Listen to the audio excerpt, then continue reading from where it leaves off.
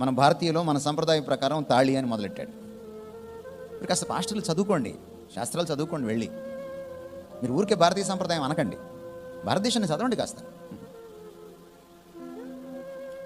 మళ్ళీ అన్నాడు, ఏంటది 3 పేటల తాడు అన్నాడు. మీకు భాష కూడా రాదా?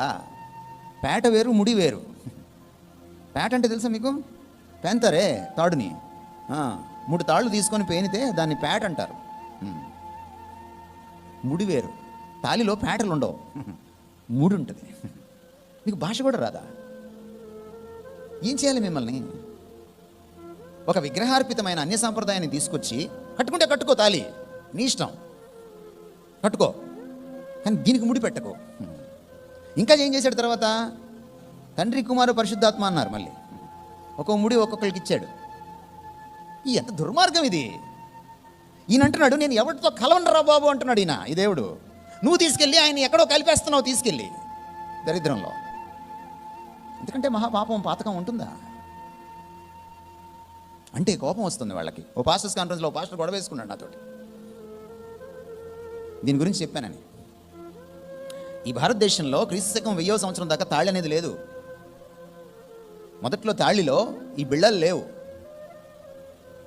ఒక నూలు వస్త్రాన్ని పేని దాన్ని పొడుగ్గా చేసి అమ్మాయి మెడలో వేసి అబ్బాయి అమ్మాయిని ఇంటికి తీసుకెళ్ళేవాడు. మామూలు మనం గేదెలని వాటిని తీసుకెళ్తాం కదా, అట్లా అన్నమాట. అది నెమ్మదిగా తాళిగా పరిణమించింది. ఆ బిళ్ళలు ఏంటో అనుకున్నారు మీరు?